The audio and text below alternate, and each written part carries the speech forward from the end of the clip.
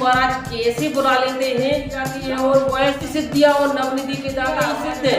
इसको अज्ञातवास जो अज्ञातवास आप ले रहे हैं अज्ञातवास की साधना जय सन्यासी बाबा जय श्री पूज्य गुरुदेव जी महाराज। जैसा कि सभी भक्तों के मन में एक ही ख्याल रहता है कि आखिर दिव्य दरबारों में गुरुदेव जी महाराज कैसे बुला लेते हैं नाम सहित उनको, और वह 2-3 लाख भक्तों का दरबार लगा होता है और उनके पिताजी सहित नाम सहित बुला लेते हैं। तो इसके बारे में आपको मैं संपूर्ण बताऊंगा और उनके राज करूंगा आज गुरुदेव जी महाराज जी के उजागर की आखिर उनने यह कौन सी सिद्धियां सिद्ध की हैं जिससे मन की बात वह पहले ही पर्ची पे लिख दी जाती है और वह सत्यता पूर्णता, क्योंकि उसको कोई भी व्यक्ति नहीं काट पाता ना कोई उसको गलत साबित कर पाता। तो आपको मैं बताऊंगा आज श्री बालाजी सरकार की यह सिद्धियां और जो गुरुदेव जी महाराज जी को भी प्राप्त है। और सबसे पहले मैं आपको बता दूं कि यह सिद्धियां होती क्या है, सिद्धियां होती क्या है, और आपको यह पता होना चाहिए कि श्री हनुमान चालीसा में अष्ट सिद्धियां और नवनिधि के दाता हमारे बालाजी सरकार है और इसमें वर्णन भी है और स्पष्ट लिखा है इसमें एक चौपाई में कि अष्ट सिद्धि नवनिधि के दाता असवर दीन जानकी माता। गुरुदेव जी महाराज जी ने भी वह हर वक्त इस चौपाई को दोहराते रहते, तो आपको अंत तक जरूर बने रहते। इसमें आपको सबसे पहले बताने जा रहा हूँ हनुमान चालीसा जो 101 पाठ कर लेता है और 7 बार इसमें वर्णन भी 7 बार पाठ करे कोई झूठे बंदी महासुखी होई। तो यह गुरुदेव जी महाराज जी का सबसे बड़ा रहस्य और इसमें आपको सभी को रहस्य होंगे उजागर। तो आप श्री बालाजी सरकार के जो अष्ट सिद्धियां और नवनिधियां के बारे में सबसे पहले होती है अष्ट सिद्धियां। तो अष्ट सिद्धियां में सबसे महत्वपूर्ण सिद्धि है अणिमा। अणिमा सिद्धि जो रहती है उसमें आपके यह अर्थ भी बताऊंगा आपको समझा के कि अणिमा सिद्धि का क्या काम रहता है। तो इस सिद्धि से श्री बालाजी सरकार बल पर हनुमान जी अति सूक्ष्म हो जाते हैं, मतलब समझ लो एक बाल के तरह हो जाते हैं छोटे से, इस सिद्धि से अणिमा सिद्धि से। तो आपको यह दूसरी सिद्धि है महिमा। इस सिद्धि से आपको महिमा सिद्धि से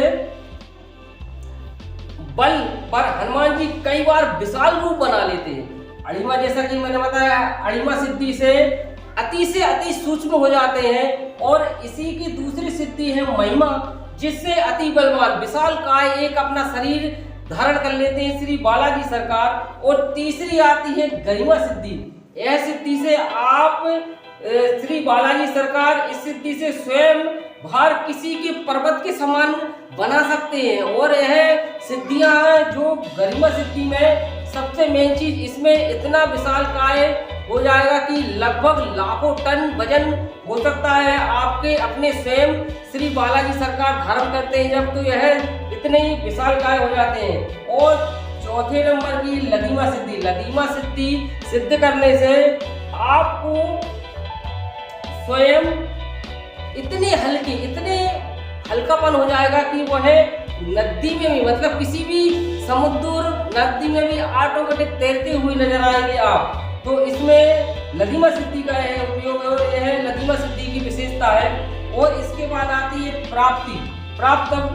इस सिद्धि से आप किसी भी वस्तु को तुरंत से प्राप्त कर लेते हैं। तो यह सिद्धि की है क्योंकि हमारे गुरुदेव जी महाराज जो चाहते हैं मन में जो मनोभाव करते हैं उसको तुरंत ही सिद्धि से मन में भाव देते ही करते ही वह प्राप्त हो जाती है। तो यह प्राप्त सिद्धि है और श्री बालाजी सरकार ने ही प्राप्त की है और अभी गुरुदेव जी महाराज जी को भी प्राप्त है। इसके विषय में काफी रहस्यमय घटना है कि आखिर इन्होंने कैसे सिद्धि की है गुरुदेव जी महाराज जी ने।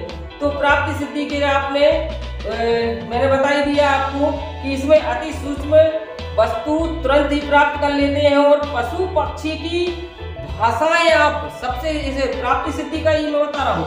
यह पशु पक्षी से वार्तालाप भी कर सकते हैं कि जैसे आप कई भाषाएं बोलते हैं पशु पक्षी तो ऐसे उनसे भी वार्तालाप करते हैं। और यह प्रैक्टिकली जब श्री बालाजी सरकार माता सीता माता की खोज करने के लिए लंका गए थे तो उन्होंने सभी पशु पक्षी से बात की थी, तो इसलिए उनको यह प्राप्ति सिद्धि काम में आई थी।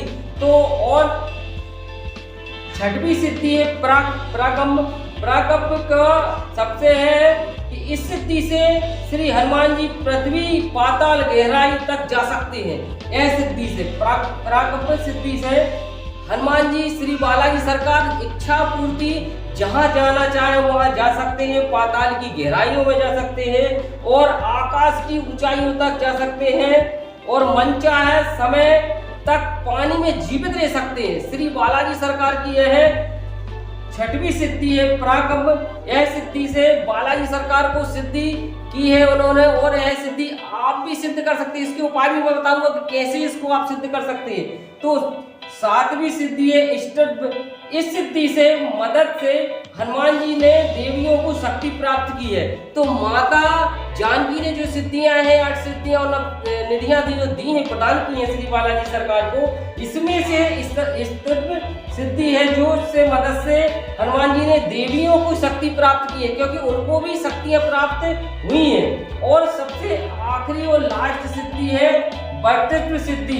इस सिद्धि से हनुमान जी जंतम एवं मन को नियंत्रण, मतलब अपनी केंद्रियों को नियंत्रण करते हैं। इस सिद्धि से 8वीं सिद्धि से यह मन को इच्छा, मतलब जो भी अपनी इच्छा हो रही है और जो भी अपना मन विचलित हो रहा है उसको एकाग्रित कर सकते हैं, क्योंकि इतनी सिद्धियां कोई साधारण पुरुष के बस की बात नहीं है। श्री बालाजी सरकार को यह अष्ट सिद्धियां हैं और अभी नवनिधियां के बारे में भी आपको बताऊंगा, एक एक करके बताता जाऊंगा, क्योंकि वीडियो काफी आपको रहस्यमय है और इसके बारे में आप जानने के लिए काफी कमेंट करते हैं और काफी पूछते हैं कि गुरुदेव जी महाराज जी को आखिर ढोंग होता है या फिर बिल्कुल साक्षात्कार प्रमाण है। तो मैं बताऊंगा आपको साक्षात्कार है और ये सिद्धियां कोई भी व्यक्ति सिद्ध कर सकता है। यदि इसको आप सिद्ध करना चाहते हैं तो आपके लिए वीडियो के अंत तक जरूर बने रहे, क्योंकि इसको सिद्धियां को सिद्ध करने के लिए काफी कोई ज्यादा तप नहीं करना, कोई ज्यादा आपको मंदिर में नहीं जाना, आप घर पर बैठे ही सिद्धियां कर सकते हो। आपको बताऊंगा यह अष्ट सिद्धियों के बारे में मैंने आपको बता दिया, तो आप बखूबी समझ गए होंगे। यदि नहीं समझे होंगे तो कमेंट में जरूर आप बताना कि किस बात पे आप नहीं समझे। अब आपको आ रहे नवनिधियां। नवनिधियां में से आपकी सबसे बड़ी निधि आती है पद्मा निधि। पद्मा निधि से आप वृत्ति निधि लक्षणों के में समान मनुष्य तत्व होता है, जिस तथा स्वर्ग चांदी के आदि का संग्रह करने के दान करता है। मतलब कहने का अर्थ ये है कि इस निधि से, पद्मा निधि से आपको स्वर्ण चांदी आदि का संग्रह मतलब दान कर सकते हैं आप। यह सिद्धि से आपको इतना धन दान बना देगी यह सिद्धि, और इससे आप दान भी कर सकते हैं, तो आपका दान कभी नहीं घटेगा। दूसरे नंबर की सिद्धि है जो महापद्मा निधि है। इसमें आपको सिद्ध करते हैं तो यह क्या आपको प्रभाव करती है। इसमें आप महाकाव्य निधि से लक्षित व्यक्ति अपने संग्रह धन आदि धन धार्मिक जन से करता है। इसमें मतलब अर्थात कहने का मतलब ये है कि इस निधि को आप सिद्ध करते हैं, संग्रह धन और दान धार्मिक कार्यों में लगा सकते हैं आप, और इस सिद्धि से आप धर्मों के उत्थान के लिए कोई भी प्रयत्न कर सकते हैं। इस सिद्धि से कभी आपको पीछे नहीं हट सकते आप। और तीसरे नंबर की निधि है जो नील निधि। नील निधि का कारण ये संभावना है कि मनुष्य तत्व तेज और संयुक्त होता है। जैसे तेज गुरुदेव जी महाराज जी के मुखमंडल पे रहता है, वैसे ही तेज इस सिद्धि से, नील निधि से मुखमंडल पे एक अलग सा तेज रहता है और अलग से एक सूर्य की तरह भांति चमकता रहता है। एक अलौकिक शक्ति आपको गुरुदेव जी महाराज जी के मुखमंडल पे दिखती है, वह नील निधि है। तो इसके नील निधि के परिणाम है तेज भी होंगे और उसकी संपत्ति 3 पीढ़ियों तक। यह मैं प्रैक्टिकल नहीं कह रहा हूँ, ये तुलसीदास जी महाराज जी ने संत ने लिखी होगी, मुझे भी जानकारी नहीं है, परंतु जो लिखा है मैं वही आपको बता रहा हूँ, ना कि कोई मैं अलग से इसमें जोड़ के बता रहा हूँ। तो इस निधि से, नील निधि से सबसे तेज प्रकाश रहेगा और सूर्य की भांति आप चमकते रहेंगे हमेशा। और इसमें 3 पीढ़ियों तक आपकी कभी धन की संपत्ति आपकी खत्म नहीं हो सकती। नील निधि सिद्ध होने से यह आपको सबसे बड़ी 3 पीढ़ियों तक आप रहती है और यह 3 पीढ़ियों तक कभी आपको धन की दिक्कत परेशानी नहीं होगी। और इसमें आप चौथी निधि में जाइए, मुकुंद निधि। मुकुंद निधि की क्या आपकी विशेषता है। मुकुंद निधि में लक्षण मनुष्य रजोगुण देता है, रजोगुण संपन्न होता है और राज्य संग्रह में लगा रहता है। मतलब आप ये ना समझिए कि राजनीति में संग्रह करें, राजनीति का मतलब नहीं है राजनीति से मतलब नहीं है। आप दरबार में बैठ के आप अपनी प्रजाजनों के लिए दुख सुख की इसमें निधि से आप यह लक्षण है कि दुख सुख की आप बातें और उनकी जो भी परेशानी हो, कष्ट हो और कोई भी बाधाएं हो, उनको लिए आप हल कर सकते हैं। और यह निधि का सबसे विशेषता है कि मुकुंद निधि जो सिद्ध हो जाती है तो यह संग्रह आपको लगा ही रहता है। आप दरबार में बैठ जाइए और दरबार में आपको भक्तों का कभी कमी नहीं होगी, आते ही रहेंगे, क्योंकि भक्तों कभी भी आपके दरबार में निराश होकर नहीं जाएंगे। और पांचवी निधि है जो नंद निधि। नंद निधि की क्या विशेषता है? नंद निधि में युक्त व्यक्ति राजस्व तामस गुण वाला होता है और कुल का आधार होता है। नंद निधि में इसे ध्यान रखिए, एक बार फिर से दोहरा रहा हूँ।